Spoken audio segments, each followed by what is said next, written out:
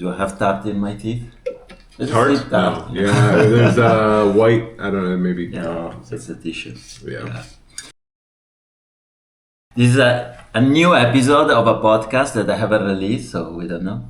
I don't even know the name. Maybe Alaska to Patagonia show, but you never know.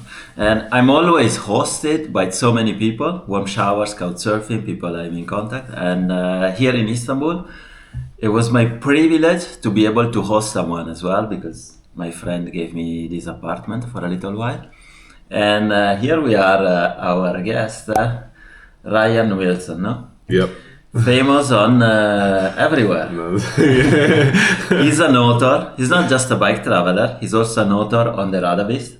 So many people probably read his articles, so his photos on Instagram as well. And maybe now also, by the time I publish this, maybe also a YouTube channel. Maybe, we'll see. I'm trying to get him to launch his YouTube channel, and I think today he's gonna record maybe the first episode, going through his rig and show us a little bit his equipment. And hopefully by the time this is published, you can also go and check out his channel. Maybe I'll put, but if you look up his name, he'll pop up at some point. And let's start. You more or less, we started to travel at the same time. I started in 2015. When did you start? 2016. Yeah, and you were in South America when I was there. Yeah. And we never met, but I think we were in Bolivia at the very same time. Yeah. But let's start because a lot of people that they watch these videos, they are gear geeks. They want to know the bike you use, how many kilometers you did or miles. Let's start. What bike do you use? I have a Tumbleweed Prospector with a roll-off. So internal gear hub. Are you happy about the roll-off? Yeah, I've been really happy with it. It's nice to not really have to mess with tweaking a derailleur. How many kilometers did you do with the roll-off? I don't know. I've been using it since 2019. After South America, I went to Central Asia, and when I came back home I switched to the Tumbleweed. And then, so I had the roll-off since then. I couldn't really say a specific kilometers, but it's since 2019. There was, because of COVID, long story, like a year and a half or so that I didn't have that bike, so I was using another bike. But yeah, I've maybe been 3-4 years pretty solid. So let's say over 20,000 kilometers. For sure, over 20,000. Yeah. All right. Yeah. And you use the belt or the chain? I use a chain. Yeah, the Tumbleweed doesn't have, like, you can't take the frame apart, so I use a chain. I think some people, they modify the frame and they cut it, and you might be able to. It always feels wrong to have a cut in your frame. Yeah. I don't really mind the chain. I know there's ease of cleaning stuff that would be nice for sure, but usually because you're not shifting, the cleanliness of the chain is not such a big deal. It's, because it's always straight. Yeah. But sometimes maybe when there is mud, I saw some. I had some mud. Yeah, I also had a similar experience on the Montsec bikepacking loop, and also when I was in Andalusia. When I was getting into Gorafe, there was mud sticking to everywhere. It's hell. Yeah, so it's kind of the trade-off of you want this thing that's easier to clean the mud a bit, or the chain I can buy, when I'm wherever I'm at. Because you can buy a 7-gear chain everywhere. Yeah. So it's kind of Yeah. It might be weird because you've been here like 8 or 9 days. Yeah. And I feel we talk like 4 or 5 hours every day about gear, about stories of our traveling, about sponsorship, about different things, social media, and now we will have to say it again. But let's maybe some other gear. What saddle do you use? Brooks Cambium. I hate them. I hate them with all my heart and my ass. Yeah. I love them. Yeah. My ass hate them. Yeah. That's fair. And use 2.3 inches tires? 2.6. 2.6. Yeah. But can you fit larger tires? On the Tumbleweed you can fit. The newest frame, which mine is like I think there's 3 iterations. Mine's the second one, and the newest one I think can fit like a 27.5 by like 3.5 or 3 point something big. I don't even know if they or maybe even 4 inch. There's like one company, and I looked at it because like maybe one day, because it's nice to just swap the tires to and I could maybe you're almost into fat bike territory with like a 3.5. So I thought, that could be interesting. Because I used the Schwalbe Nobinik, and I think they were making 3.0. Yeah. And then now I think they stop and they just make 2.8. Yeah. And I feel like a lot of companies, I think even Victoria, stopped making 2.8 for 27.5. I don't know what's the reason, but... Yeah, it seems like they've kind of gone away from, like, I used to use Max's Chronicles, which are 27.5 by 3, and they stopped making those. And what tires do you use? Right now I'm using Vittoria Mescals. You're happy about that? Yeah, I like them.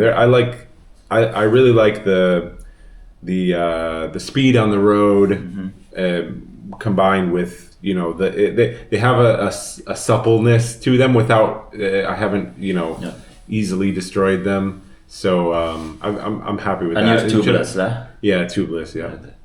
I think we geek out, and you have a Jones bar like mine. Yeah. And I think we geek out a lot already on the bike. Let's camping gear. What 10 do you use? I'm using right now. I'm using a Hyperlite Ultimate 2 with half insert. It's like a Dyneema, very fancy tent. I fucking hate it. I don't hate them. I never tried them, but for me, a tent for bike traveling has to be freestanding. If it's not freestanding, I would never consider it. Yeah, I think because I think you do more camping in like structured things like that. Yeah. So for me, it's not the end of the world. I'd say I do maybe 5% of my camping is in a structured thing, or less probably actually. And so it does quite well in the weather. So I'm more like, I'll just put it out in the wind or whatever. It's not a big deal. But I'm actually switching now to a freestanding tent. Yeah. As soon as I get home here in 2 days, I'll get a Durston. Freestanding is the way to go. Yeah. Durston X Dome is what I'll be using. Okay. It's like they just came out with it this last. We'll have a look at your reviews then. I'll do a review both eventually. Sleeping pad. Right now I'm using Sea to Summit. It was like an old. Is it inflatable? Yeah. Oh, sleeping pad. Yeah. Sorry. No, I'm using right now a Big Agnes Repeat SL. Yeah. Inflatable. Yeah. R rating, you don't know. It's like, I think it's around 4. I'm making this up kind of. It's 4 something, I think. Yeah.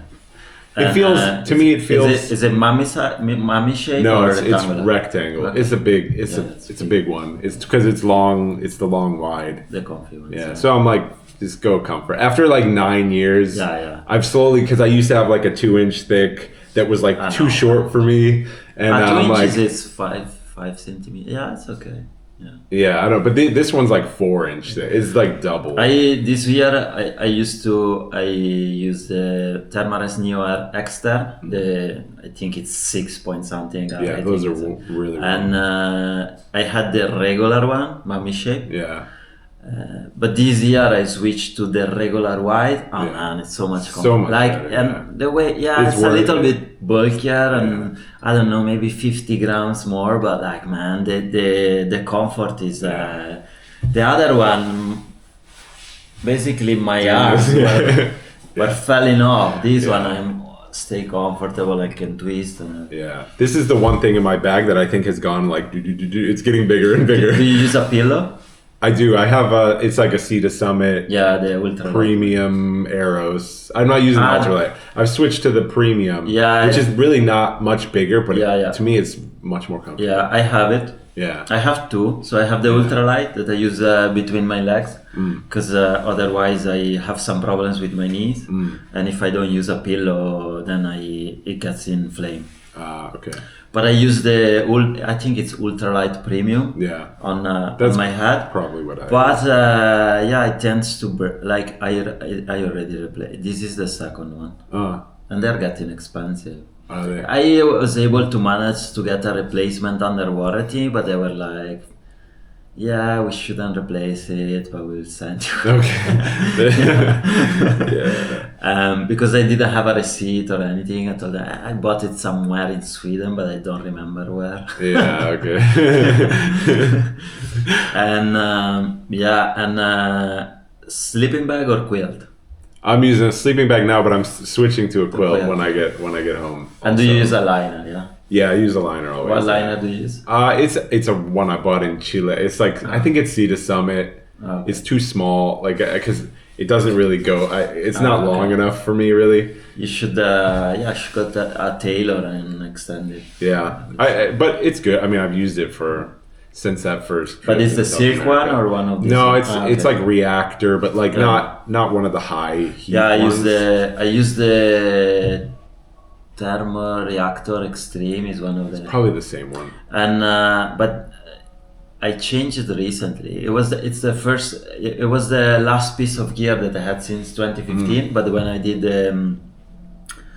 the wall flare bikepacking route in Italy, there was a friend of mine that was coming, and it was a bit chilly at night. It wasn't super cold, but getting close to zero. And I gave him that liner. I was like, soon I'll have to replace it anyway, so just keep it. And I bought the new one, but the new one I hate the design. So they made like a hole with a string at the bottom that you can open. The feet. Yeah, and then it's much more narrow. Okay. Because then they made a thing that you can put your arm outside, but there are two clips, and obviously after a few years. They just I don't know. There's always some woke designer that has to improve these things. It's a fucking liner. It's very simple. Okay. Yeah. I don't know. Mine's fine. I haven't replaced it because it's like it's pretty. It's good, but it's just I need the longer one. But other than that, I think you can get it modified and yeah. So what else about camping? Yeah. I think it's fine. What stove do you use? Esbit alcohol burner. Yeah. I have no patience for that. I've gone through kind of I mean, in the US, I used like a cartridge, usually just the canister. So. Yeah, the canister. And then when I first started in South America, I was using Edelrid Hexon, which is it's like a climbing company, but they made this multi-fuel stove which could take canisters on the same thing with other, and it packed like really small, which I liked. The feet, everything it's folded like up. The MSR Whisper Light International that has the lead for the canisters. Yeah, but it's more compact. It was way more compact, but eventually they stopped making them, and mine kind of over time need to be replaced. So I have also an MSR because if I've gone when I was in Mongolia, I needed something that wasn't an alcohol stove because they just don't have. But was one of the canister ones or a multi-fuel? It was a multi-fuel. It was like the MSR International, I think, is what I ended up getting. Yeah, I use the Dragonfly because I like the simmering thing. And it's a bit more sturdy. I don't know. Yeah. They're all good. All the MSR ones are pretty good. Nowadays, they're all good. Yeah. So you started in 2016. Yeah. And you take flights. So for me, I try to do continue. Yeah. But you can change continent. It doesn't matter. Yeah. You're not trying to. Yeah, I'm not necessarily. I'm more Do you have a goal with this? Not really. For me, it was okay. At the beginning, I was I traveled the Americas. Yeah. I crossed the Americas from Prudhoe Bay to Ushuaia, from the northmost point to the southmost point, and then I was okay, I want to cross all the continents. And I was I cross all the continents in a meaningful way because I remember following some people that they cycle around the world and they're oh, I did Africa, they fly to Dakar and go to Morocco. It's okay, you crossed Africa. You did some of it, yeah. For me, it was like that. But I do envy the people that they're fuck it, I'm gonna, the weather is getting bad here. I can go to, I can change continent from Bolivia, go to India, and have fun and go around. I mean, I try to fly as least as possible, just because it's a pain to pack everything. You don't want to carbon footprint, all this stuff. too. But yeah, so basically how it started was I did in 2015. I did a trip to Peru for 3 weeks, just like while I was By working. bicycle? Yeah, by bicycle, using during my old job, using all my vacation time. What did you do in your past life? I was an audio engineer, so yeah, for movies, TV, and that kind of thing. So yeah, I did a trip to Peru, and I got really sick on this trip, and it kind of ruined like a solid half of it. Like food poison? Yeah, like really, really bad. They had to send a doctor to the hotel. Like it was really bad. I could not move. I was in the town. I was camping at like halfway up to Punta Olímpica, the switchbacks. Like, you know, the big valley before the switchbacks. Yeah. I think I went up a couple switchbacks and then I was camping and I just got like it was one of those where you wake up throughout the night, you're sick, and then in the morning you're like, you have no energy, energy to where it took me, I think, like 4 hours to pack my tent just to get it into my stuff. And then I went straight down to Carhuaz, I think is the name of the town. I didn't do that bit. Okay. So yeah, I came down to Carhuaz, stayed in this, I just like first hotel I could find. I'm like, I must have looked insane because just had double this. This gringos, it was inexpensive. It was literally like, I was like, this place is so nice. But I ended up staying there, for like 10 days. They brought a doctor to the room. I couldn't eat anything. But then towards the end, I started to get a little better and I was able to do the Huascaran circuit, which was kind of like the main goal. I had some other places I wanted to ride, but I was able to do that. And then I just remember being on my flight. I was in the Lima airport, like heading back to LA, and I remember like looking at the map and I'm like, oh, I need to come back and do like all this other stuff. And so it kind of just snowballed from there. And that was like, it was also the rainy season when I went that time. So it was just like snow and rain. March. It was like November, okay. But it was like in that area of the Andes, especially with Huascaran. Yeah, because they also have like a little rainy season that is like November, December. Then it's dry a little bit, and then the longer rain season. Yeah. So I basically was looking at the map and I was like, I need to go back. So really my trip started with, okay, I just want to go from like that area to the south. Yeah. And I was originally I didn't have like grand scheme of I'm going to go around the world and go somewhere else. It was just like, I thought I was going to take 1 year, ride this, go home and go back to my normal life. And you were immediately writing for the Radovis? I was writing for the Radovis before any of that, actually. It was part of that, talking with the owner about how I could make it happen, this like longer trip, because I hadn't like saved up money or it was kind of like okay, how much money would you need to if I'm writing articles as I go, could that help me fund it? So that's basically, but I was already writing for the Radovis for 3 years, more just like for fun. Just I would do like mostly like road riding trips and stuff. I'd go to Death Valley or these kind of things and take some photos and publish it on the site. But then it got more like a job almost when once I. So that's how the way you found your journey, because everybody wants to know how I went out the other night and there was this one guy and he asked me, but how can you afford it? I was like, my family is filthy rich, if I have to be honest. And I was like, and then at some point there was his neighbor. He's like, he's fucking with you, he's not rich. But everybody always assume like. No, that's like for most of the trip that's been the like, I don't know, 80%. And then it's little side, like sometimes company wants to use my photo in an advertisement or on their website, and I'll get some money from that. I've also sold prints, which here and there adds up a bit. You have a website where people can purchase these things. Huh? Yeah. That's good. And so you were in Peru. You managed to went back. Where did you go?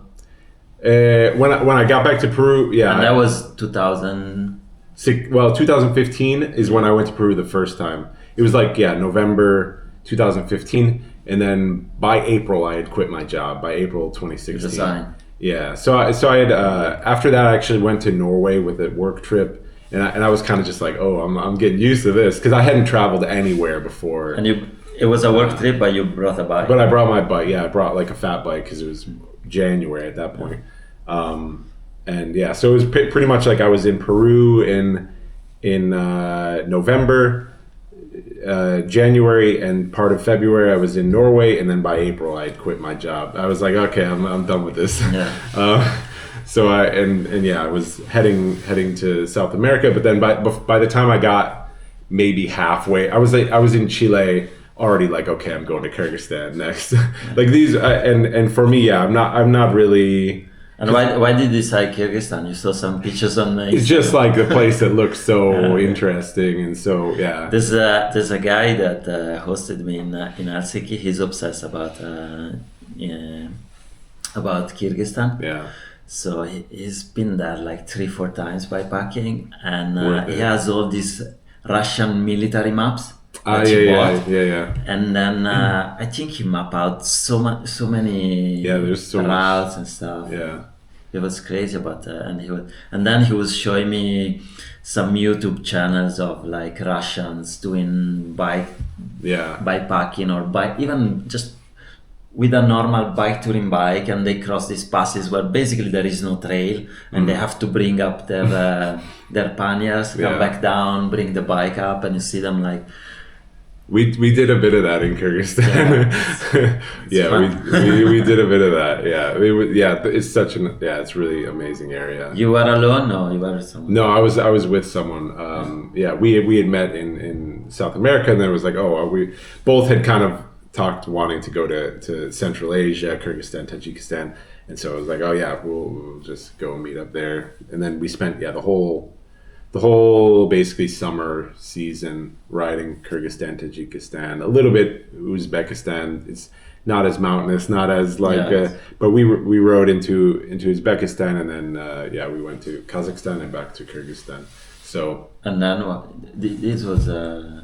When was it? This was 2019. Okay. And then we flew to Nepal because at that point it was winter. Mm-hmm. There's not really anywhere to go. Yeah. Winter is pretty rough in Kazakhstan, so we flew into Nepal, Kathmandu, and then we snuck in the like Annapurna circuit before like COVID and stuff, kind of. But there was snow. Yeah, Annapurna circuit, there was snow, but there is actually that is the dry period of the year. Also, it's cold. It was very cold. But there is kind of generally dry period, but then if you get that one snow, you get, so we got it maybe 2-3 days before we were getting to the pass, the high Torumla pass, which is like 5,400 something meters. And a couple days we were like 3,000 meters below the pass, and we got snow. We're like, oh no! But we ended up waiting it out, and once some like yaks like packed down the trail, we were able to, with crampons on our shoes, just like hike over the pass. And with we're just like the bikes. Yeah. Okay. The good thing there is you can pare down your setup a lot. So we didn't bring any cooking gear, any tents. We brought sleeping bags and stuff because you just want those tent rooms. Those they have tea houses basically everywhere. Even at 5,200 meters, there's like tea house. You can go for cheap, get a room, get food, and So we basically did that. Left our stuff there. We rode from Kathmandu also to. So you left the majority of the gear in Kathmandu. Yeah, well, in Pokhara, which is like the town that's right nearest to Annapurna. But we did actually ride from Kathmandu to Pokhara, and that was actually really nice. I thought because that area is really nice because it's not so touristic, and local people. You have more of a local vibe. In the Annapurna, it's kind of everyone's used to tourists. You're just like it's more transactional thing. But we had a lot of nice interactions in in like this. They call it the Mid Hills. Okay. I think. Yeah, I've never been to Asia, so. Yeah, it's nice. Yeah, it's nice. And after that? After that, well, COVID happened. Yeah. So I had planned to come back and ride what I'm gonna do this year, hopefully, finally. Yeah, so I had booked a flight to visit home for 1 month or maybe 5 weeks or something, and yeah, during that everything got locked down. I had left all of my gear in Nepal, and those borders were closed. Yeah, almost 2 years I think before I was able to go back. But yeah, it kind of I ended up going to Turkey at some point after the first period of COVID and stuff started to open a bit more. Went to Turkey. It was like the only place that would allow me. Yeah, the only place that was open. I stayed here for a while, riding all in the south. But you were kind of limited because I couldn't cross any borders. Yeah, and dealing with like visas and stuff. Yeah, I mean, I think your border situation in Turkey is limited anyway, because you cannot go to Iran because you're an American passport. Yeah, and I think also Syria was a no-go at the time. Yeah, Syria, no. Yeah, they were all closed. Like Georgia and Greece are the obvious options. I could also go to like Iraqi Kurdistan, but they were all closed at the time. So can you go into Iraqi Kurdistan with a visa on arrival, or do you need a visa? I think you have to get an e-visa, and then you can show up and get it. Yeah, but I'm not 100% sure, and I think that can change any day. But yeah, it's. But Turkey is a big country, and there's lots of stuff. Ton of stuff to do. Yeah, you could be here like 2 years and. Easily, yeah, and there, I was here partially in winter, you know, so it was. But in the south, like you get more windows of good weather, and I was kind of near Antalya. Yeah, I spent the high mountains like from August to, you know, maybe November, and then got the first big snow. And I kind of came back to Antalya and was able to still ride. You can still ride. Yeah, the problem is that as soon as you leave the coast, you're already at high elevation. Because sometimes, even when you leave Antalya, you go already at 1,000 meters. Yeah.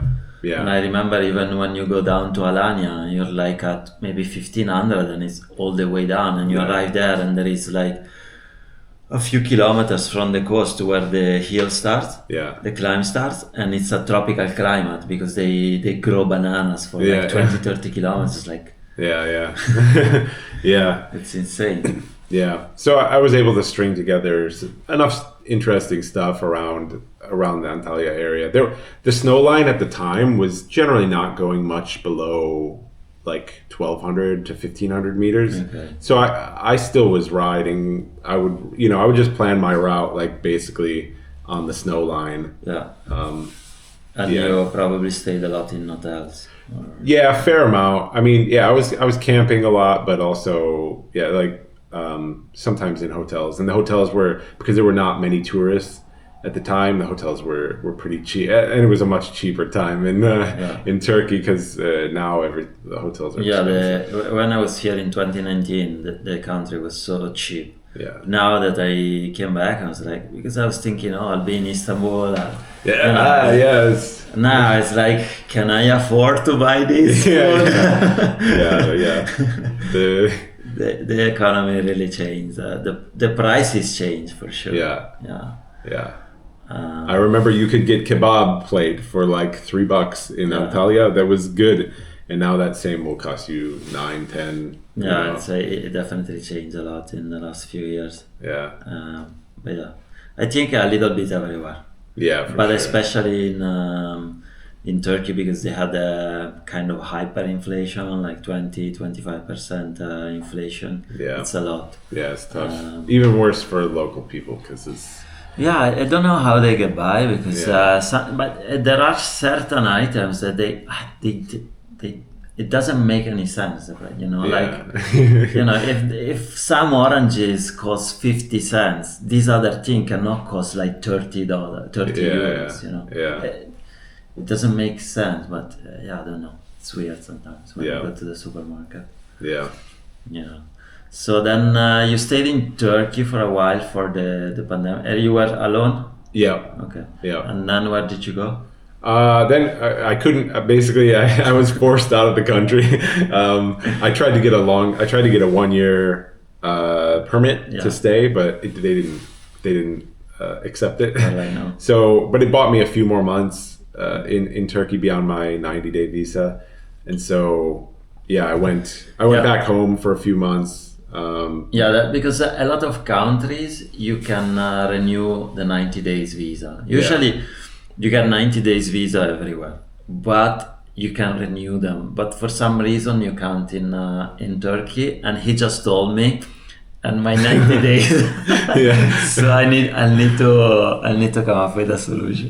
Yeah, at the time at least, the only option was to get a 1 year, and I had met some other Americans who were. But that's not a visa; it's a Who were there. local, it's a permanent, Yeah, it's a it's residence permanent. permit. But it looks like they've changed it. Yeah, now that there's a month to month, which is better because 1 year. They wanted me to have a 1 year apartment, and I was like, I can't. Yeah, but can't because they afford had loads of people coming from the Middle East, Iran Yeah. and stuff, and they told me that it was easier before because I talked to some friends, and now they also want you to. Usually, before you had to go to a notary and just say, okay, I rented this place, Yeah. but now they want also a bill in your name, Yeah. so That's it's a little bit more complicated. yeah. So I went back to the U.S. Yeah. and I was there for a little bit, and stuff was still kind of closed. A lot of places were closed, and I'd thought about doing like a U.S. something in the U.S. Yeah. But then Peru was calling my name again, so Yeah. I went to Peru. I went to Peru and then went up to Colombia. So You went to Colombia. yeah, From Peru, so which this area I'm in a lot. If you, we will come back to this. Yeah, it's, because I just love Peru is like probably my favorite for riding. It's probably my favorite country. Yeah, for riding, definitely, yes. And the food is good as well. Food's good, yeah. It's cheap. The country is cheap. It's cheap. Yeah, you can stay there. That's a place where I can. It's not super safe, but It's relatively safe. I mean, I think it's safe for the, shit happens. Yeah. I mean, but- shit happens everywhere. But I feel relatively safe there compared to, as long as you're not doing something stupid or through some dodgy neighborhoods at night. Yeah, sometimes you're just in the wrong time at the wrong place at the wrong time. Yeah. It's not. I feel safer in like Kyrgyzstan or Turkey. Yeah, these like wild camping and stuff. There, Peru, I'm more careful. I felt safer in Africa, much safer in Africa than in Latin America. That nothing really happened. I mean, I was assaulted once in Colombia. Me too. But we have that in common. But definitely I felt safer in Africa. So you went. So you flew to Lima and then you. Yeah, I flew. Well, You I went flew. north. I went to Arequipa. Okay. And I was like, okay, I want, because last time I had gone through Arequipa, but not for very long, and I thought that was probably my favorite city in all of South America. I didn't go. Yeah, I kind of know that, but I didn't Yeah. pass to there because I was in Lima. Yeah, I was meeting up with Jared, Players Go Places. He was already in Cusco, and it was like, Yeah. no, we need to go. yeah. And I kind of skipped, went to Bancay, and yeah. Well, it's a good reason to go back. That's how I say. But Yeah. So I had gone through there, and it's better for that later in the year time because when the Cordillera Blanca and the Huascaran area is getting a lot of rain and thunderstorms and stuff, you get a lot of sun still in Arequipa. Yeah, because they are very far. They're probably like 2,000 kilometers apart. Yeah, you're further south and you're closer to the coast, and it's just like you have this more deserted, desert because- kind of terrain there. Because the coastal area of Peru and especially the south of Peru, it's Super dry. It's a desert. Yeah.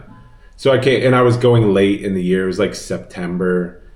Like if I was going to stay a while, I was like, okay, I'll go to the south, and then it will be a little bit better timing for that. And then after that, I had to go. Yeah, this is me crossing over back. So you did the Peru divide. I did. No, I did. I did a whole thing from the south to the Bolivia border. I basically did like 3 different big loops out of Okay. Arequipa. and then I went to Colombia, spent 3 months there. You didn't went through Ecuador. No, I did that this last trip. Then I went from Colombia down to Santiago. That was just a another later trip. trip. Another trip, yeah. So you flew to Colombia. Where did you fly to? Bogota. Okay. Yeah. And where did you go there? Just It all was around. your first time in the country. First time, yeah, got robbed day 2 in Bogota. Fuck. Yeah. But you were walking around, or? No, I was on my bike. I like put my bike together, and for some reason I was looking on Strava, I think, at like some climbs Fuck in the Strava. city. Yeah, I know, but sometimes it's like, oh, what are the popular climbs in the city? Yeah. I just wanted to try. There's a lot of cyclists, so I thought, and I saw one kind of from near the place I was staying. Let me just go up, do a little just test first ride. Put the bike together and go. Went up, and then coming down, I decided very stupidly, I'm going to go off of the main road and cut through this neighborhood because it goes straight to like some more touristy area with coffee shops and stuff like that. I'll go through there. Let's take some videos for the gram in the barrio. No, it wasn't even that. But sadly, it wasn't. It was literally like, I thought, because there was like a bike lane if I connected there, and this road was kind of chaotic with cars and stuff. So I was like, okay, I can get off. It'll just shoot straight down this. It looked a little dodgy. I'm not, but I thought, okay, it's like a 12%, descent, and then I'm on the main road. It's just skipping, and then they must have planned something. But yeah, a guy kind of pulls a cart, one of these carts that you see in Bogota, in Colombia, a lot of the big cities. They're taking the trash around. He kind of crossed the road right in front of me, just by chance, and said something to me, and as I'm like slamming on my brakes and because he's blocking the whole road, slamming on the brakes, I kind of, just before I stop, like guys coming from the sides and just like, What did they take from you? Camera, they took the jacket off my back, the bag. They were just grabbing at everything. My phone, ripped my phone. That kind of stuff. Camera was the killer to lose because that's my job.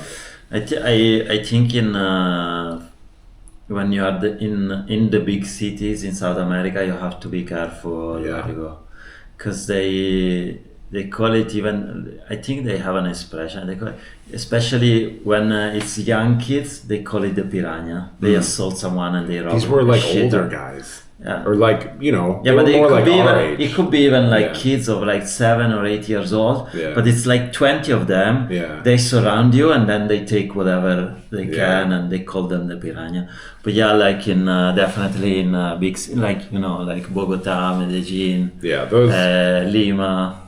Yeah. Quito is a little safer, I feel, but maybe not. Guayaquil, it's Probably some parts, yeah. I think I had, in Arequipa, I had probably a false sense of, because it feels quite safe. And I was riding out of there a lot, like because I stayed to work for a few weeks. And there are things up in the touristy parts of Peru, in the mountains also, there are, you need to be a little careful. Yeah, for sure. Especially you hear stories of people going to see this ruin at sunset. Yeah. Like Juarez 2-3 guys. Juarez is kind of known for that. You need to, I feel it's safe. If you're street smart, it's safe. Then it could happen even in the US or something. In the US it's probably, that's, I would say, a similar likelihood. I mean, in many places. But usually, if you're street smart, even South America, it's quite safe. Then, out of so many, because there are like thousands and thousands of people cycling through Colombia from Europe, from North America every year, and other of hundreds of thousands, one or two, they might have some misfortune, but relatively everybody. I met people that they've been years and years in South America, nothing happened. I mean, for me, I had literally been there years and years. Eventually something happened, but I was there for another 3 months, and then I since came back, and I was like basically living in Colombia for 6 months after that. So I've spent 9 months basically in Colombia since then, and I had no problems. So I was just more smart about if I'm in a city, really the entry points into the city are important, because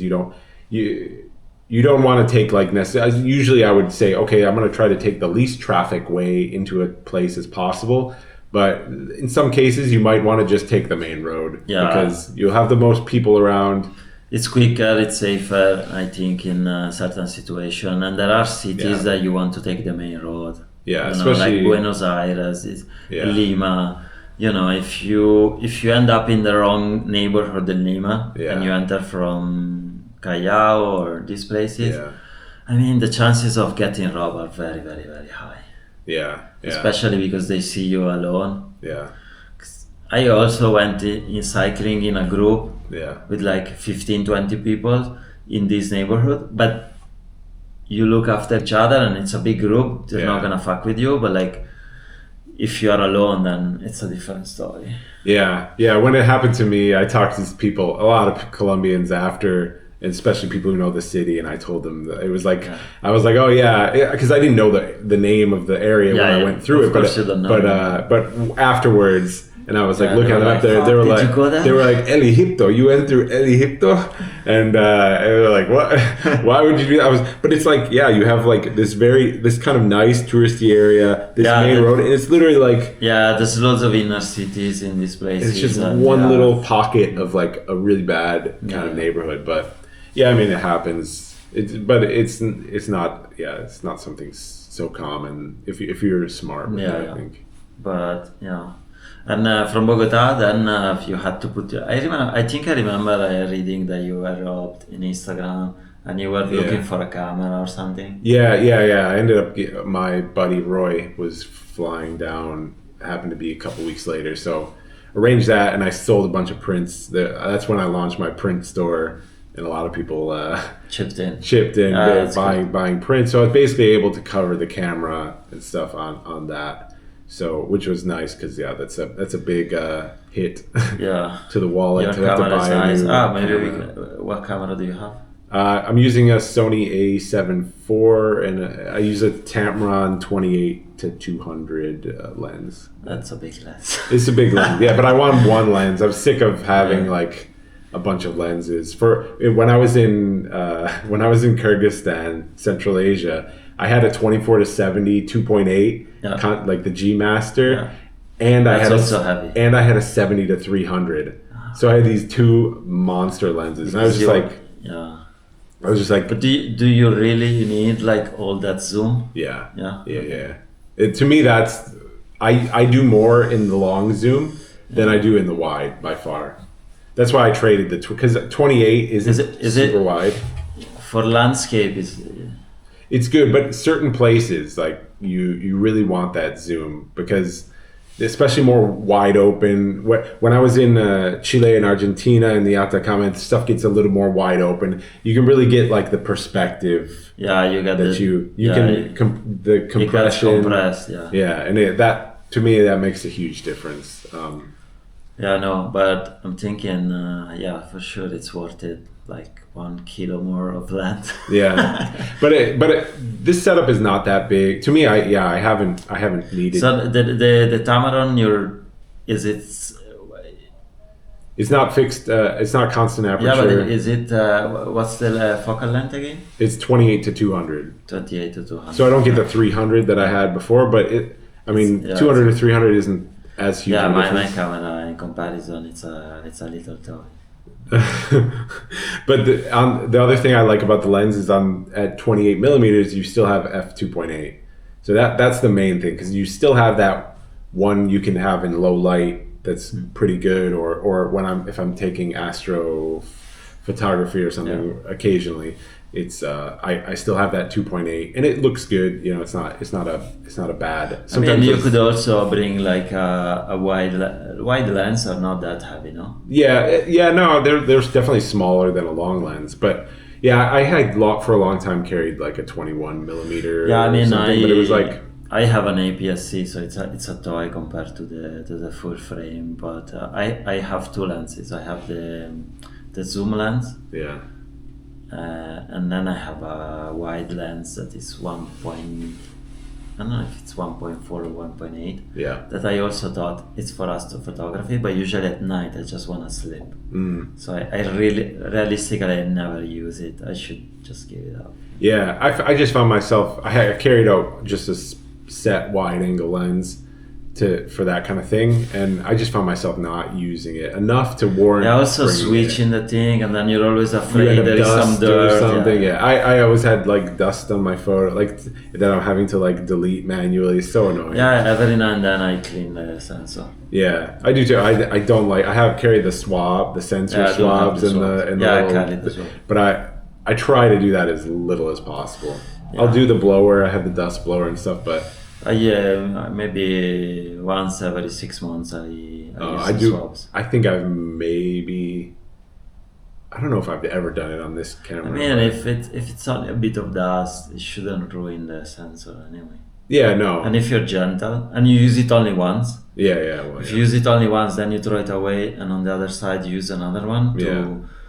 One with a little bit of with a drop, and one dry. I think it's okay. I've never noticed a problem when I've done it, but I'm always that first feeling of touching the sensor is always one you don't like to do. But so at some point you left Bogota. Where did you go? Well, that was again Ecuador. You couldn't cross into Ecuador still at that time by land. I think you could go by flight. Yeah. But I was like, I'm not going to fly there. So I went home again. And by this time, Nepal was open. You didn't ride a lot in... No, I rode a lot. Yeah, I rode all around. Where did you go in Nepal? So I rode... I was just kind of doing random loops. First I started on this, I think it's called like the coffee route or something. You went to the Jefe Cafetero, Pereira... towards that direction, but I kind of took other routes a lot. Took other roads. Did you do Nevada? No. I went around Ruiz. Okay, yeah. Did you go to the cliche places, Salento? Salento. That's a great climb. I love that climb from what's the town? Salento. There's it starts with an I. Going to Salento. There's a climb before it that as you descend into Salento. It starts with an I. Ipiales. No, Ipiales is close to Ecuador. Yeah. I don't know. There's a town there. I think it starts with an I. Could be something totally different. You climb up through, and it's really nice. Your first time with the tall palm trees, palmas de cera, I think they're called. I forgot, but it's a unique. They only grows there. Yeah. Yeah. So I did that. Rode to Manizales, crossed over, and then I went to Medellin. Like I crisscrossed that range. I did it on the other way around. I was coming to Medellin, and then I crossed over, went to Santander. Through Santander and like from Bucaramanga. This is an area I really like in Colombia. It's like different. The terrain is very different than it's more arid. Yeah, it's a little more arid. You have less rocks, lots of rocks. Yeah, you're not in like canyons. There's Chicamocha Canyon and stuff. This area I like. When I was there, I've been there 6 months. Yeah. I did my fair bit of riding, but at the time I was. I had a classic Surly disc tracker, and I was doing only roads basically. Yeah, I was like, no. It was JR, the Players Go Places, that slowly got me into thinking you need to do more off-road. I was like, this is stupid. So much suffering. Like, you have too much shit, and you have to change. You need a frame bag, and you need this, and you need that. But I loved Colombia. Yeah, I love Colombia. So did you go on the coast? No. Did you? I did. Yeah. I stayed. I arrived because from Alaska. Then I was going very fast. I stayed at my friends in San Francisco maybe like 4 weeks, and also I was in San Diego for a while at a friend of a friend because I was waiting for some Schwalbe marathon. Because I was like, I need a couple of spare tires, and they got lost in the post, whatever. But then the rest of the trip was going quite fast. And I was coming from a road bike mentality. It's like as many kilometers. You want I to can see do the in- line. You want Yeah, I to was like, see the progress. how many kilometers I did today? 180. Tomorrow I had to do at least 190. Yeah. I was like this, going very fast. So when in Central America, I zigzag like an idiot between the Caribbean and the Pacific. Okay. And then once and crossing from Panama to Colombia was very draining because there's no road. I didn't have money to pay for a sailing boat, and it was a very draining experience. And once I got to Cartagena, I was a bit burned out. And I remember there was a couple of a French couple that I met a few times. I met them in Mexico, then I met them again in Nicaragua, and then I met them again in Colombia. Yeah. And they were like, just try to find a work away and chill for a few weeks. Yeah. Because we were talking, and they're like, you need to rest for a Recharge. bit. Yeah. And then I found a work away there, and I stayed there in Getsemani in Cartagena for like a month, and it was really nice. Then I met Jared. Players go places, and it's a long story, but he had to renovate like an old fell down house in Palomino and make something out of it. So he was recruiting lots of bike travelers. So I stayed like 2-3 weeks there, like doing this construction thing. Nobody knew anything, and it was like we were doing something and then redo it and then redo it again. Yeah. But it was so fun. Yeah. We were sleeping on hammocks. It was really nice. Eating loads of mango because the house had a big mango tree, nice. and that was so we were having mango ice cream, mango sauce as a side sauce for everything. Mango juice, and Yeah, that's but then I went to La Guaira. I was assaulted, and I also went to Valledupar, Bucaramanga, and then I got to Bogota. Then I went to Medellin. Okay, so you went down there, Medellin, and then Then eventually I got to Mocoa, and from there I crossed into. Yeah. I also stayed with an indigenous community in the Amazon there in Mocoa. That's probably now it's been destroyed. There was a big landslide, and Mocoa was most of the people died. Oh. And then I went in Ecuador from there. Yeah. But I really liked Colombia. I stayed 6 months, and then my visa was running out. It was 90 plus 90. Yeah. I met some incredible people. I met even an Italian guy that was like, I thought I was an adventurer, but this guy had so many stories. He was chased by the guerrilla in Chocó, and he has so many stories. But he's been living there like maybe 50, 60 years. Yeah.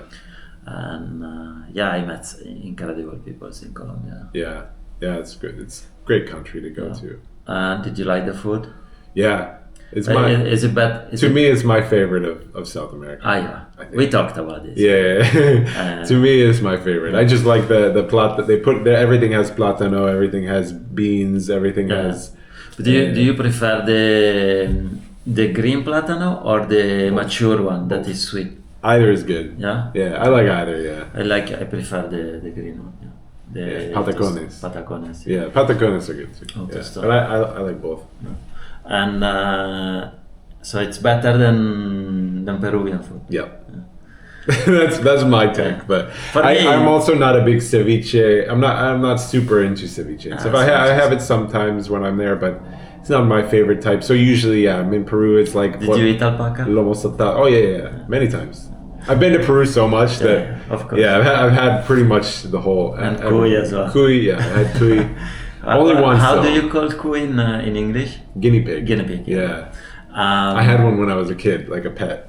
Also in Italy. So when I was eating it, there was a moment of like, okay, but someone offered it, and I was like, okay, now is the time. I eat the cuy. Yeah, you have to. And it was fine. Yeah, it tastes like chicken. Like for me, the country in South America with the best food is Venezuela. Very similar to Colombia, but to me it's slightly better. And they have the arepas, they have the pabellón criollo, they have the pastelitos, And I think what do you call it? The empanadas. The empanadas, for me, the best empanadas are the Venezuelan, because they make the Argentinians thinks it's the best, but it's not. Because they make it everyone thinks theirs is the best. they in make South them, America. at least to me, they make them in Argentina or in Chile. They make them with normal flour, with wheat flour. Yeah. But in Venezuela, they make them with the arepa, with the maize. Corn flour. Yeah, and also they fry this. It's not very healthy. I don't like the fried ones usually. No? Unless they're like very fresh, because so many times they like sit in that little fucking. Usually they. So yeah, if you get that, but it's always I found so many times in Colombia, you go, they have empanadas. You look, I'm like, how long has that been there? And I'm like, I'm not getting that. But I like the ones in Peru. I think the best, the empanadas, or Peru, Bolivia. I like salteñas, the baked. To me, the baked is my favorite. But And different taste. Yeah. And papa rellena. Papa rellena, good. Yeah. Although I think on my last trip I had had to win. Yeah, it was like, okay, I can't have these papa rellenas anymore. It's like Yeah, but in too Colombia, much. especially the region of Medellin, Yeah, then they have the how do you call it, the bandeja paisa. Bandeja paisa. Yeah, that's really good with the beans, avocado, Yeah. meat. I just like everything. I just like they're having avocado. I think it comes down to avocado, beans, and the plátano for me, because it's like these are things I like, and they have them in such abundance that they are just putting them with everything. So I think that it ends up, and the rice and stuff. I like all this. So yeah. In Bucaramanga, did you eat the ants? No. You know, they had the hormiga culona. Oh, They're really? like big I don't think I ate big them. ants with like a big butt, and they call them the hormiga culona. Oh. And they eat them. I never saw them. I missed. It's I a missed thing them. only, I think, only in Bucaramanga they eat it. Oh, okay. Yeah, I didn't see it. Maybe next time I'll have to next time. look for it. So after Colombia, where did you go? Then I had to go get my bike. Like I had to go finally pick up my bike, In Nepal. and I was like, okay, I'm gonna go and do. I'm gonna do this India, Nepal, Pakistan route, but the issue was still there. Yeah, so I went back, got the bike, had some problems with the roll off. Okay. Because So I you think- had a problem with it. yeah, I had one big problem, but it was kind of a freak situation because the. It sat there and probably picked up some rust and. Yeah. We think that basically when I was in Kyrgyzstan and stuff, we're doing many like river crossings, like some quite deep, and probably the hubs occasionally getting dunked into the water, and that some amount of water got into the hub, and then when it sat in Nepal, I didn't clean it before because I was like going home, thinking I was going home and coming back a few weeks later with like my cleaning kit and stuff. Okay, I can do it fresh, and then do all my maintenance, and then head to India. And so that didn't happen. It sat in a shed for like 2 years in Nepal. Also like very humid area and very, so it was like not the best situation for like to just sit there. And some of the gears would just freewheel. Like maybe out of the 14 gears, I think there were 4 or 5 that would pedal. You have and a 14 year. Yeah, it's 14 gears, and only 4 or 5 would actually function randomly. So there would be like 3 gears at a time where you just freewheel in either direction. So I basically decided then to change it. But there was also problems because they had closed the border from Nepal to India for the land border since I flew there, and I was like, okay, they closed it again for seemingly no reason, and it's actually still a problem today. I was looking it up before, and so I ended up going to Mongolia. I fixed the hub, got a whole new internal gear unit, they call it. They just sent like this big thing, plopped it in, replaced it. Then it's good to go. Haven't really touched it since. And went to Mongolia because of the complicated borders with India. I decided, okay, I want to do Mongolia. I'll spend the whole summer Mongolia, spend the whole three months that you can Mongolia get. epic. Amazing, yeah. It's, Really, it's one of the better most. Kyrgyzstan or Mongolia. Ooh, I think they're both really nice. It would be hard to pick one. I think Kyrgyzstan has. Mongolia, I think, is maybe more uniquely the experience is probably more unique. Kyrgyzstan has like more epic mountains and stuff. I think more like the passes are kind of like scenery. I think wise is probably towards Kyrgyzstan, but they both have kind of the nomadic culture and stuff. But Mongolians are like the Mongolians on the steppe are it's a unique interaction and really. Cool place to go. Can't wait to go back sometime. And there was a lot of really friendly people, really in both places, I guess. So I don't think I could distinguish them. You said that you were crossing rivers. Yeah. Do you have only one pair of shoes, or do you bring? I carry sandals, Okay. which I so ride when you in a do lot. the river crossing, you put on the sandals. Yeah, or I'm wearing them. I also wear the sandals to ride a lot. Okay. So you don't clip in. You have flat pedals. Yeah, flat pedals. I have like Hope, mountain bike pedals that are just flat pedals, and yeah, it's I prefer if it's going to be a lot of river crossings. Like there's some places you go, it's like okay, I know in the day I'm going to be crossing tons of rivers. And it's summer especially. I'll be wearing the sandals like the whole day for sure. Okay. But often there are even times where I go 3-4 months all sandals. Like yeah, I hate them. Yeah. No, I did like maybe like a year and a half, maybe more in South America. Yeah. But yeah, now I just want everything covered. Yeah. Legs, arms, everything. Yeah. Especially if you do lots of dirt roads, I sweat a lot. Me too.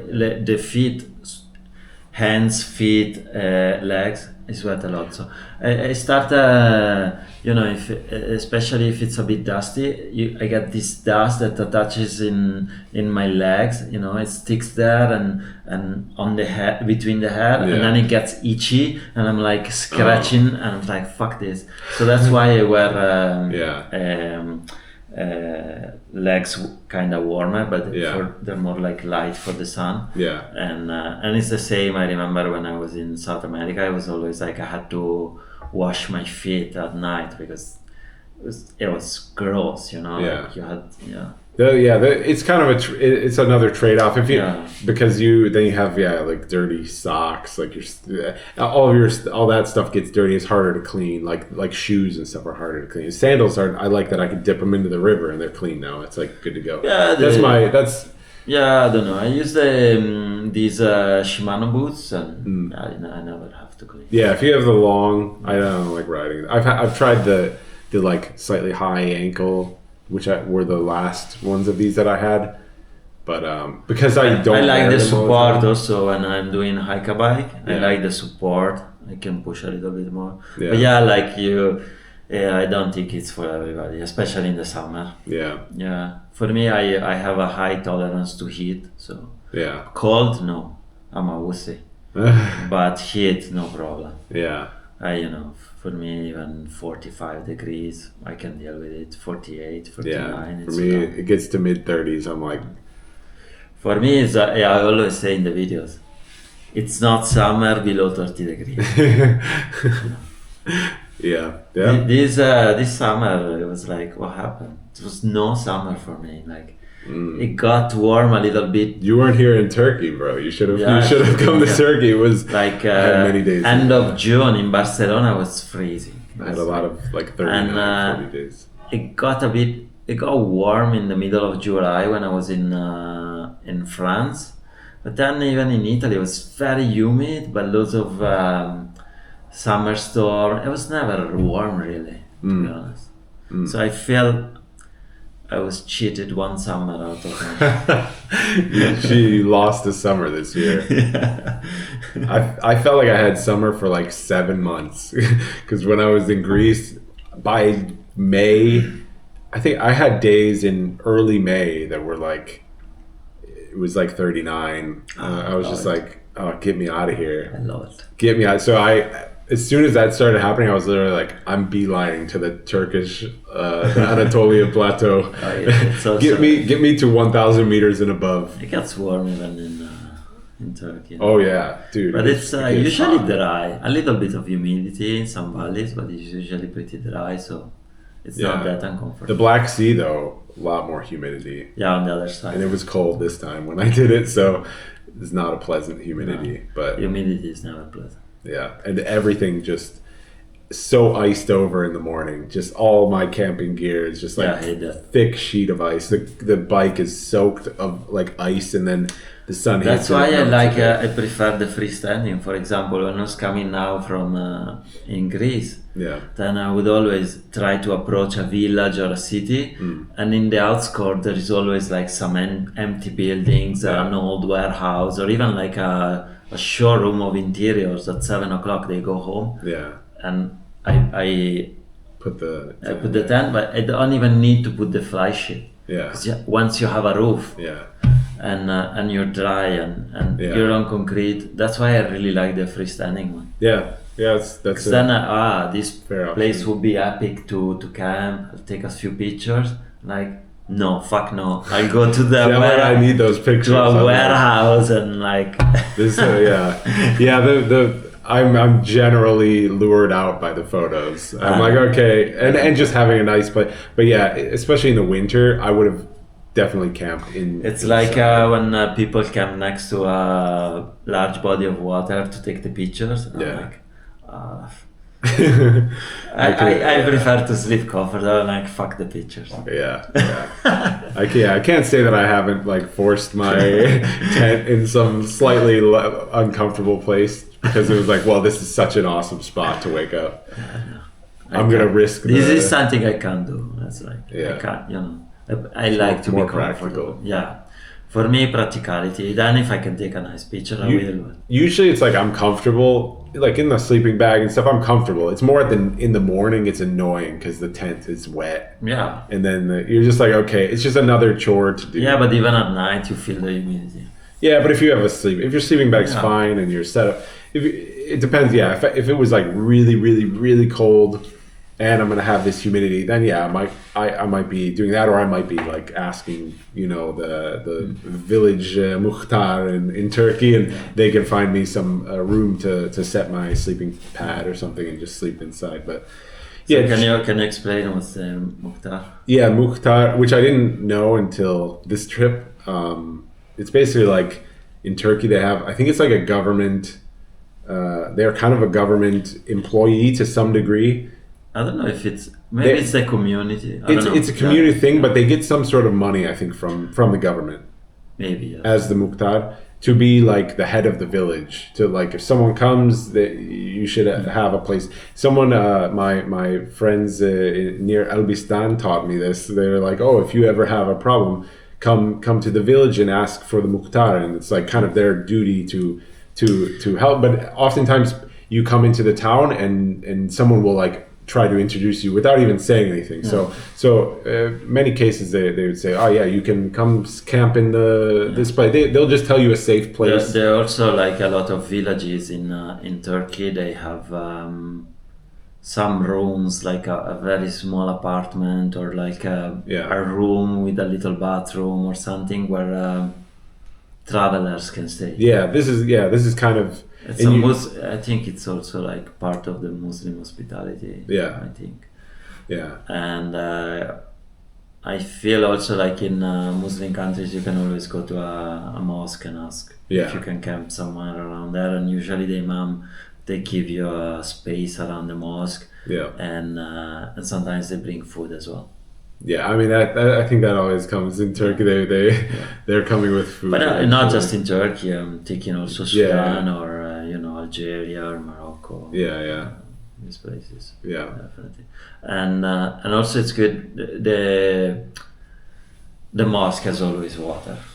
Yeah, whenever you need water, you can, and you see the mosque in the If distance. there is a mosque, there is water. You go, okay. Because even when they are in the middle of nowhere, especially in Turkey, they are usually next to a spring or like a fountain or something. Yeah. There's usually water. Even like those mosques that they put in the middle of nowhere for travelers. And usually there is some water around there. If you look, if it's not like in the like like around the building, but maybe like Yeah. 50 meters away. If you have a look, usually there is some water. Yeah, yeah, it's nice in Turkey because even though it can be quite dry in many places, they're getting like groundwater, and they're frequently on roads, even roads in the middle of nowhere, a little dirt road. Yeah. You go and you see like, oh, they have a little spout. Like, Yeah, that they use also for the sheep and stuff. Yeah.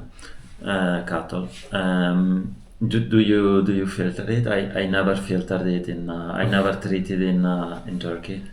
I filter it. Yeah, I probably don't need to, but it's more of like a I just in case. I don't wanna generalize, but I found Americans to be very careful. Over with filterers. Yeah, with the filtering thing, a bit food as well. Maybe. Yeah. Maybe.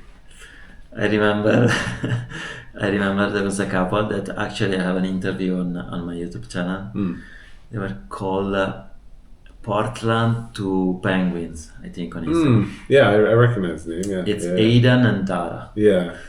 And I remember that Tara was a little bit more careful with the food. Yeah. But Aiden was like, I need to try everything, and he was probably sick once a week.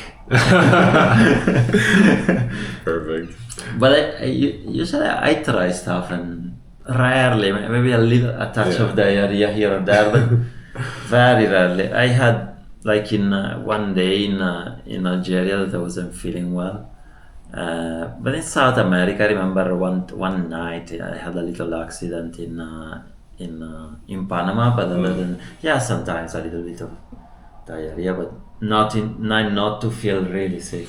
Yeah, I had maybe a different experience in South America. I think I had quite a few times where I got sick. Although every time I go, Americans are weak. I think it is. It probably is like what is in our water, whatever what they've taken out, or something's different that maybe you're more used to or something. But no, but I mean, I think I don't know, because I think you're used to is a bit of bullshit.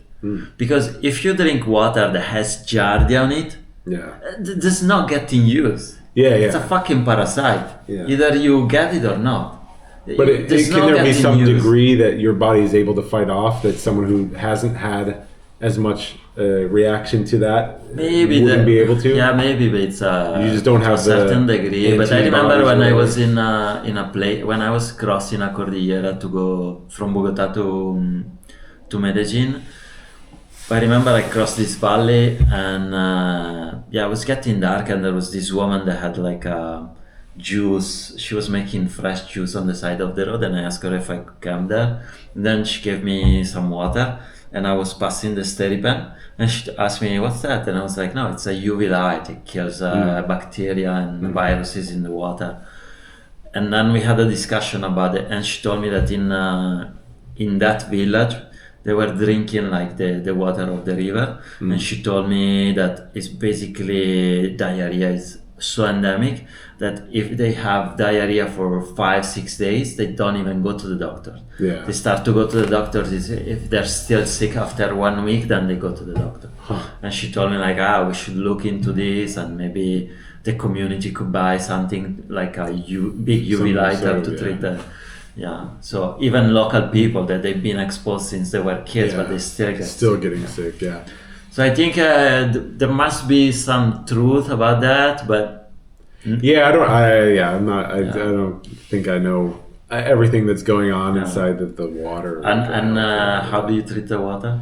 I have an MSR. I think it's MSR Auto Flow Gravity filter. It's like you hang the bag and it goes through. And it doesn't filter the virus. It doesn't quite. I think some of them maybe. I don't have the purifier. There's the purifier and then the filter.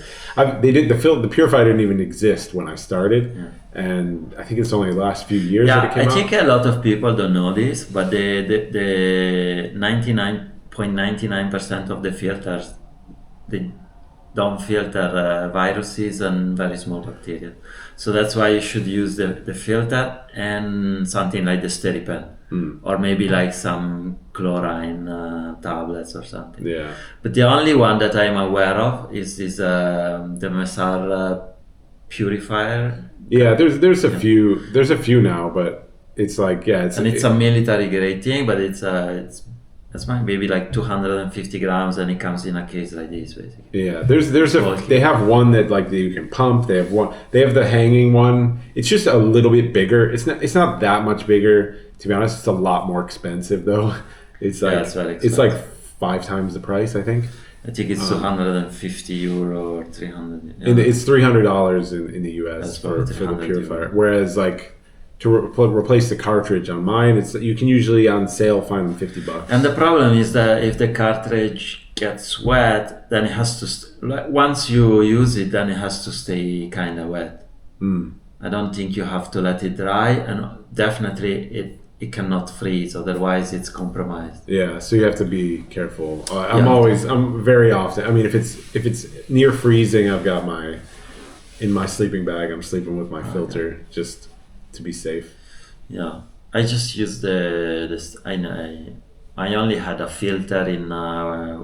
When I did Africa, I was like, I carry a Sawyer Mini just in case. But if the water is clear, I just use I use the steady pan, and that's it. Yeah. Which is it's different from a filter because it need to be charged, but it lasts a long time. Yeah. And there's only one model that you can really use, is the one that you recharge with the USB, because the one that has batteries, when you're like in Africa or something, you don't find the batteries are not powerful enough to power this thing. So many people that had it, it might goes for 30 seconds and then it switches off. But the USB one, you can recharge it and then it has enough power. Yeah. And it's But if the water is clear and you kind of always find clear water, and maybe there is a little bit of sediment, and I pass it through like a bath or something, and then okay. Instead of doing 90 seconds, I'll do it twice just to be safe. Even if it's not super crystal clear. Yeah. I usually don't, and now I don't even carry anymore. I don't know where. I think I left it in Italy. The Sawyer.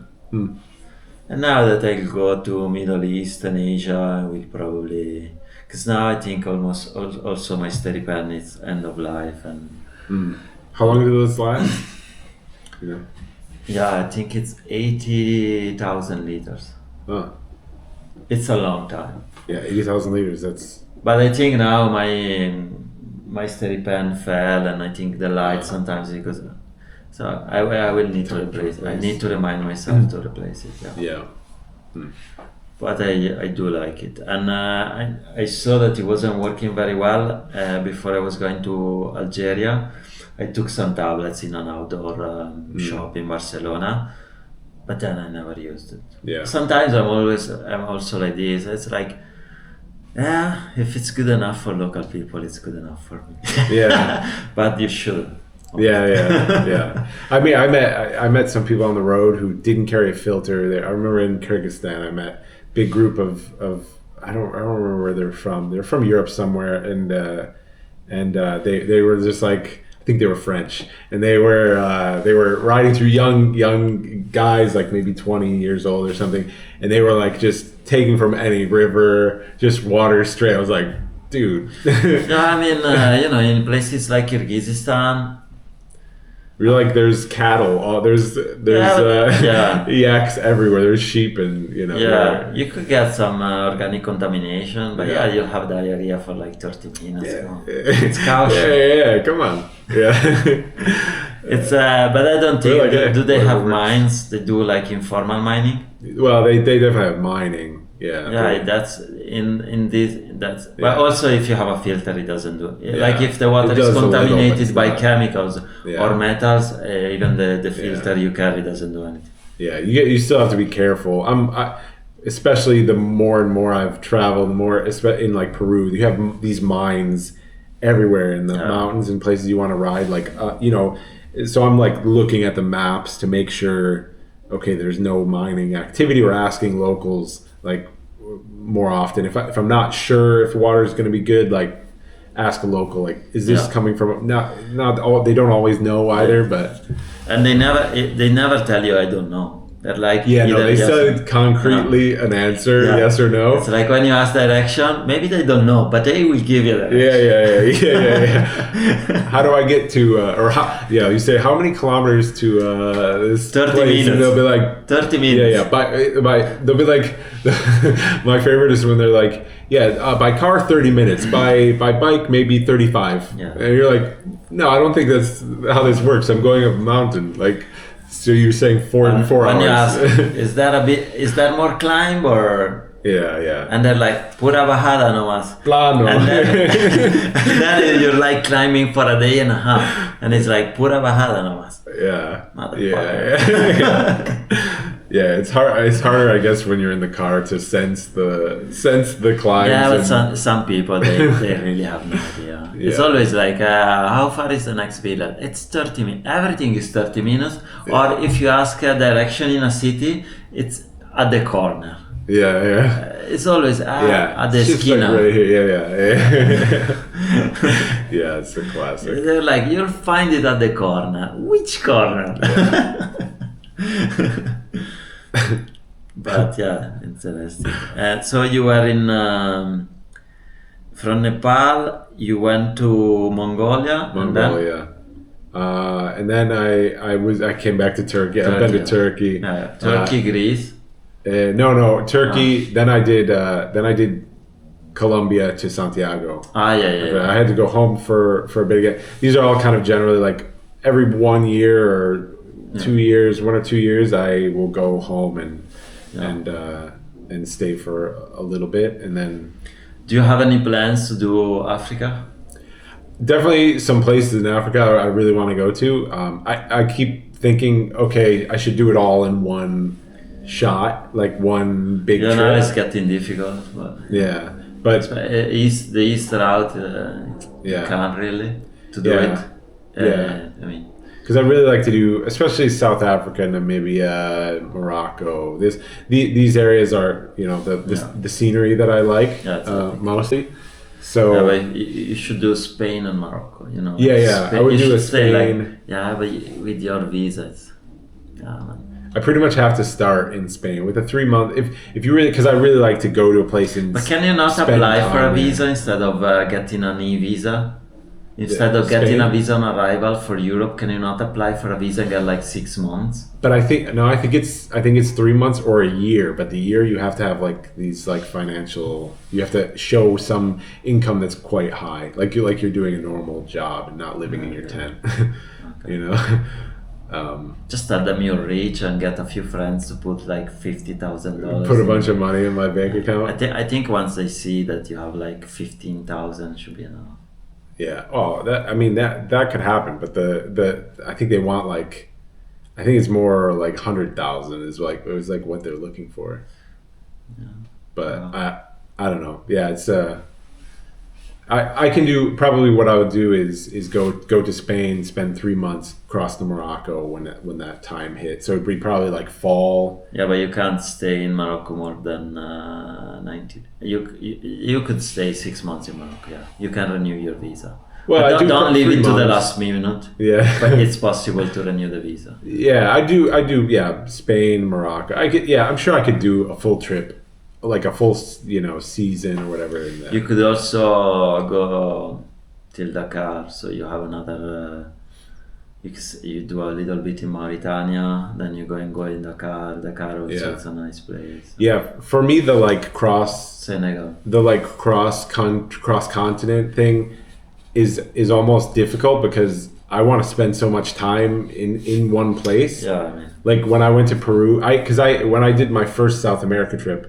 It got broken into basically 2 years over from Peru to Ushuaia, and I stayed at a full winter in Patagonia, and because it's like there's so many places I don't want to go past like all these places that I want to go and just be like, well, I have to make it to the end. I'm here, I want to ride it. Yeah, it's definitely two different philosophies because you can go around a little bit when you're crossing a continent. But you also need to make some progress. So yeah, it's a conflicting thing. Yeah, and also at some times you just wanna get going because your goal is to cross the continent and you want to feel like you're making a progress. Yeah, Yeah, I don't really have that necessarily. That's not really my. I'm just like, okay, I want to go to the coolest places I can possibly go Yeah. to, and that's the general gist of it for me. Yeah. How do you find the cool places?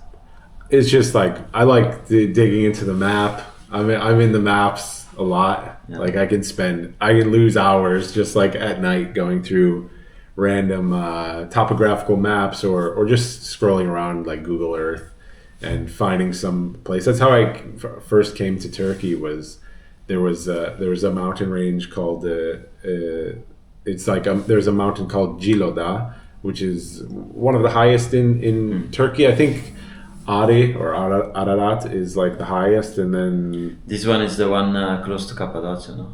no, that's Kayseri? Erciyes. Ah, yeah. So this time I was finally able to go to Giloda, but that was the first that What caught is my eye. Giloda? It's in the very southeast, so you're like, it's maybe Okay. 10 kilometers from the Iraqi Kurdistan border, Okay, and you are not too far from Iran. You are maybe 2 days riding from Iran from when you're at Giloda, and but I really wanted to go there. It's a little bit conflicted area, but. So the first time I wasn't able to go, the military straight up told me you can't you can't continue going to the east, and so that's when I just looped back and went back towards Antalya.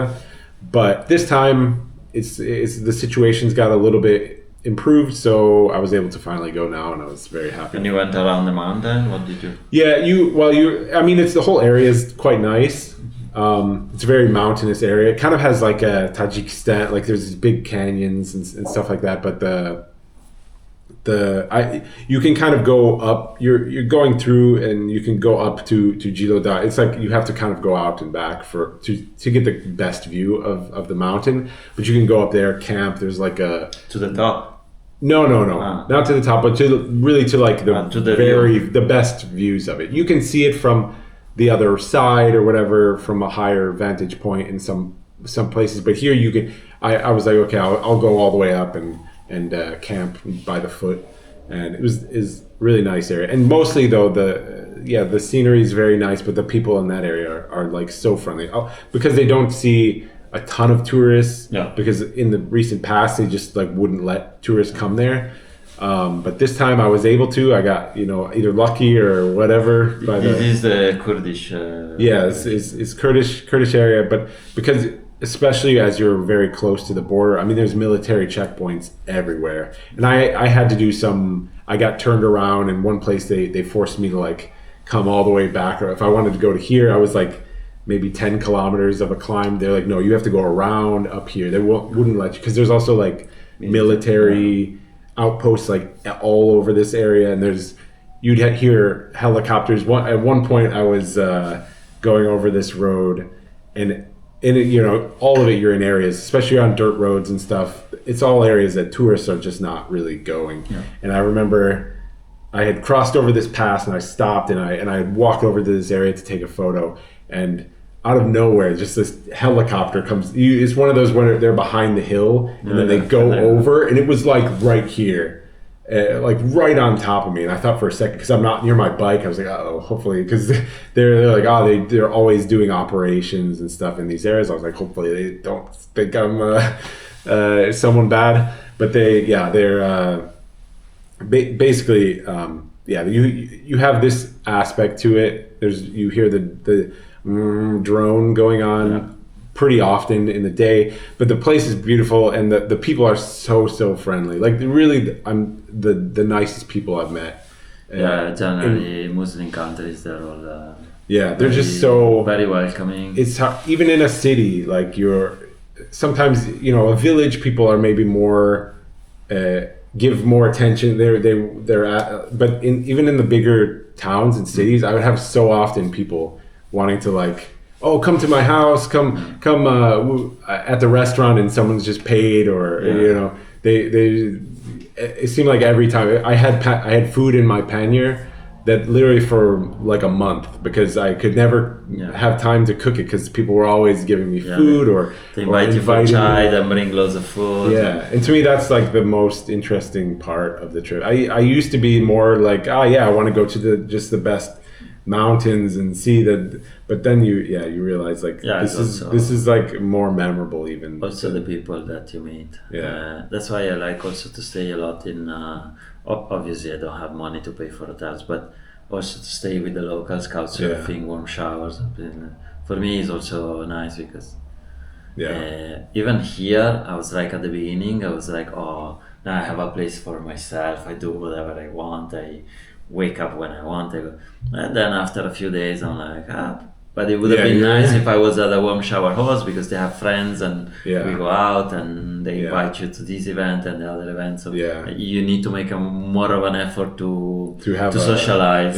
Maybe like go to some couch surfing events or connect with some people that I already know in the city. But it's a little bit more of an effort. Yeah, for sure. It just kind of happens automatically if you're staying with some people.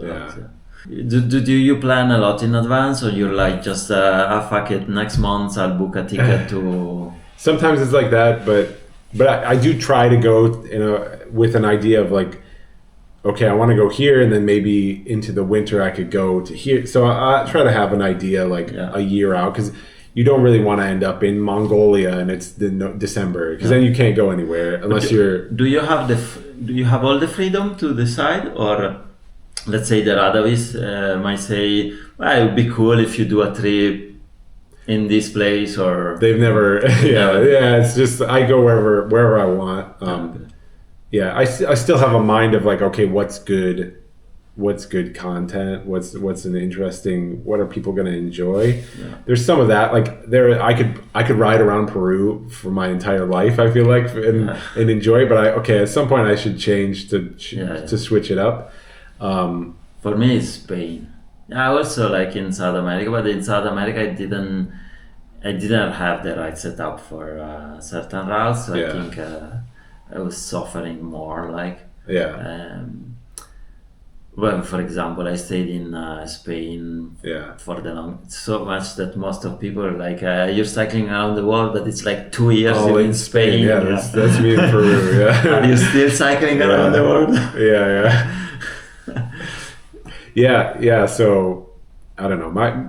My plan this year is to finally do the India and Pakistan and hopefully China. Are you going to change something on your bike setup?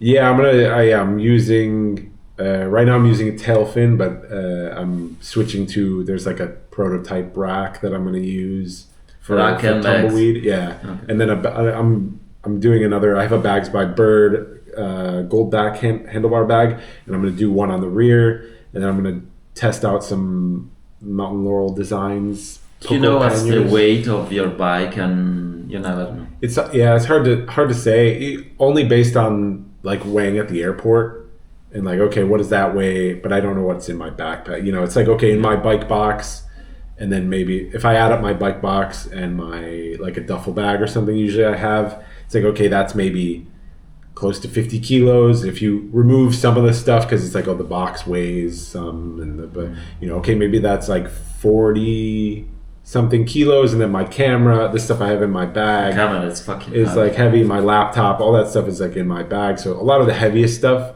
So I'm like, okay, I don't know. I think I usually it's like around 50, 55 kilo. I don't really know. I'm not. To be honest, I think it's probably more or less as mine.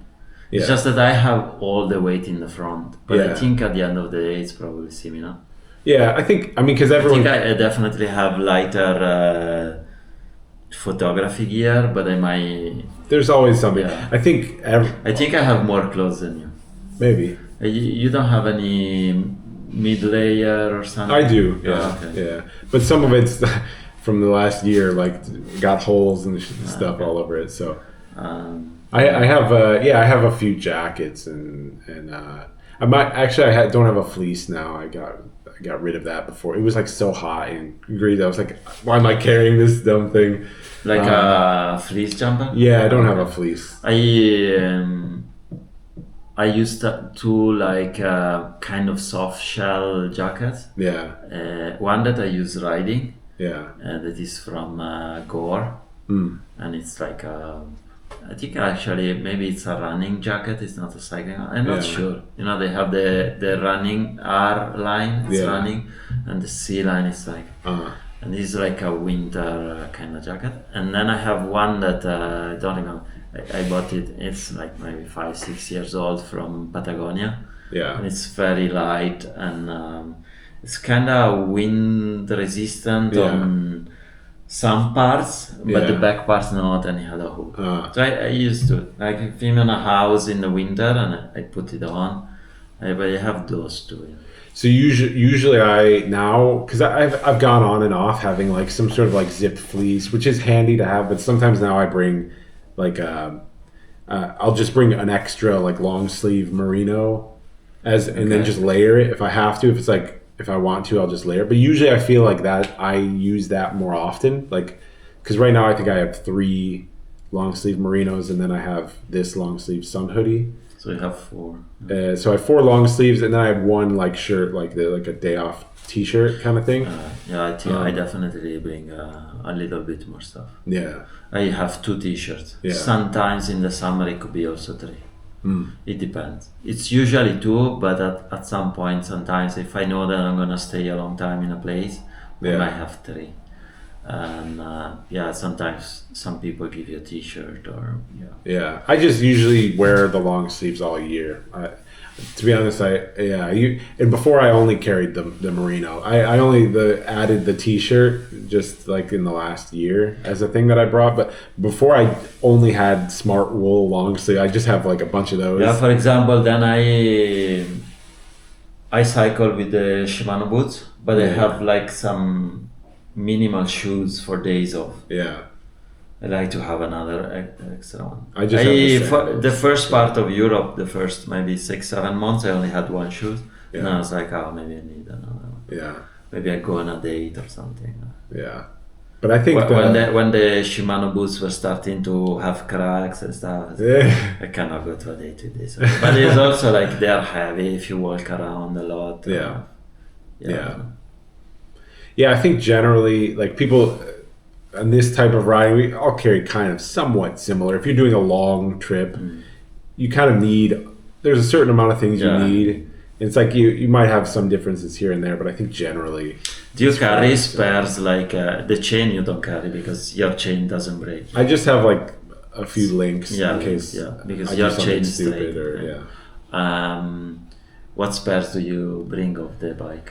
Do you have cables or spokes? Cables, spokes. I have an extra tire now. the tire, yeah. Currently, I don't usually, but I like to have one within, because I've just had situations where, in Ecuador, I had a problem with the tire and I wanted to get the same one. I was like, okay, eventually I'm going to get the same one, and I was having something shipped that I was supposed to review, so I was like, okay, cool, we'll just send a tire with it, and I'll just get to this town and wait for it. And then they have some crazy rules about importing tires, and I sat there for 3 weeks in this town and Riobamba in Ecuador, and I was just like, it's so annoying to not have one there, because then I end up having to abandon it. And Yeah, I had an extra one. Yeah, in the Americas, then once one guy in a paramo in Colombia, one day,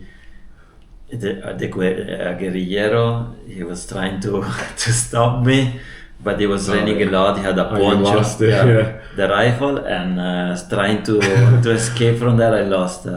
Yeah. So I had it since San Diego, and I Yeah. fucking lost it in Colombia. I yeah, was you like, carried it the "Damn." whole time. Yeah, Only I for had the this- effort to carry this shit. Yeah. And then I lose it. And then in Africa with the new bike, Yeah, I was carrying one that was not an Obinique, it was a little bit more compact, yeah. but it was a 2.8 tires, and I arrived in Turkey and back to Europe. I still had the same tire, and I was Yeah. like, I'm not gonna carry anymore.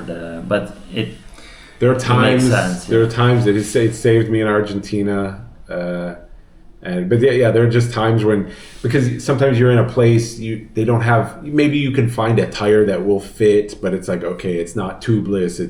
It's not wide enough. Yeah. I'm gonna want to replace this immediately, and I'm gonna spend like $50 on That tire, sounds- and then I'm gonna just be counting down the days until I Yeah, for place example, it. me in Africa, I kind of planned in the middle of in Uganda to have Yeah. 2 replacement tires there. Yeah, So there was a French girl that was traveling from Europe, and she Yeah. was in the WhatsApp group of cyclists in Africa. She's like, anybody needs something? I was like, yeah, can you? And then I arrived like a year and a half later in a hostel, and I picked up my.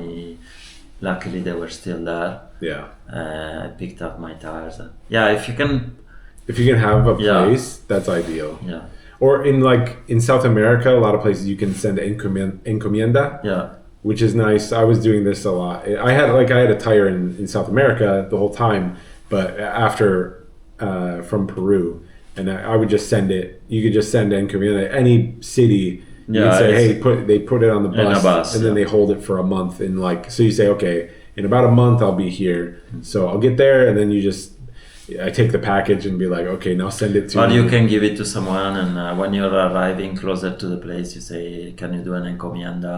Yeah. You put it on the bus, and when you arrive there, it's Yeah, just exactly. arrived. It doesn't go lost. Yeah. I did a few times like this. Yeah, 'Cause, same. if you leave it for a month or something, Yeah, you never sometimes know. it goes lost in this Yeah, place. I didn't have any problems, but yeah, I'm sure stuff disappears.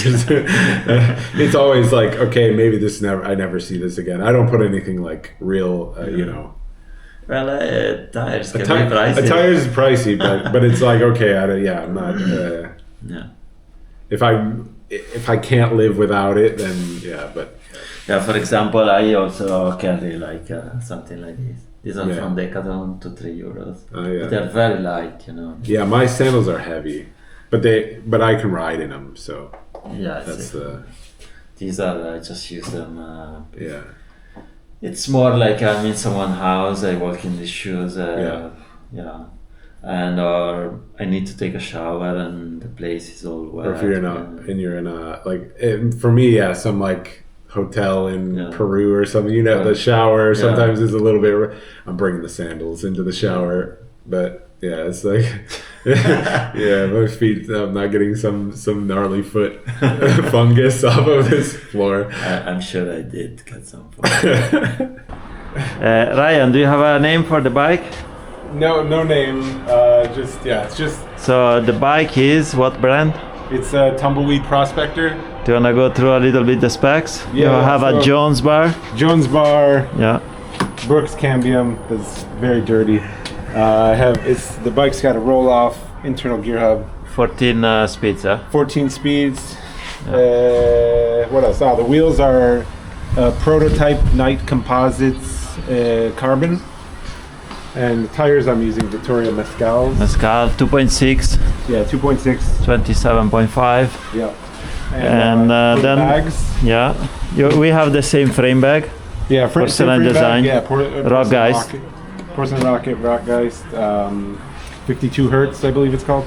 And up front, I have bags by Bird Gold back. This is the large. It's like the tallest and widest. What one. do you usually put in this bag?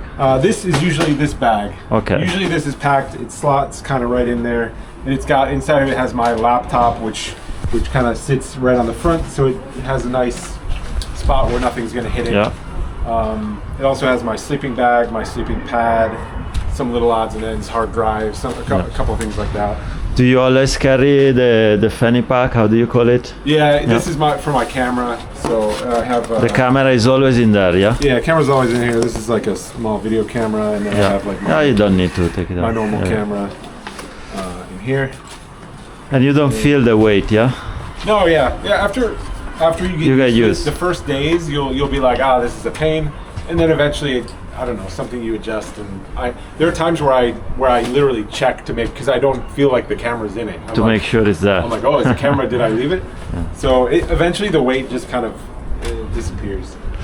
And so then in the two bags in the front where there is the fork. Yeah. So usually this has my like water filter, and then I usually put some layers and stuff, so I can get to it fast. Like a jacket or something. Yeah, I can unclip gloves, jackets, beanie. gloves, beanie, all that stuff ends up here. This one is my tent, and then I can usually fit a couple of other little clothes things that are on the top. It's a Hyperlight Ultimate tent. So you have two stand bags with water bottles. Yeah, these are outer shell from California. Water bottles. I have a little Jones Bar bag. The little bag, yeah. What do you keep in there? This is usually this small camera. Okay. It goes in here, and I put my I have my down booties here, which keep it nice and cushioned. Yeah. And then some other.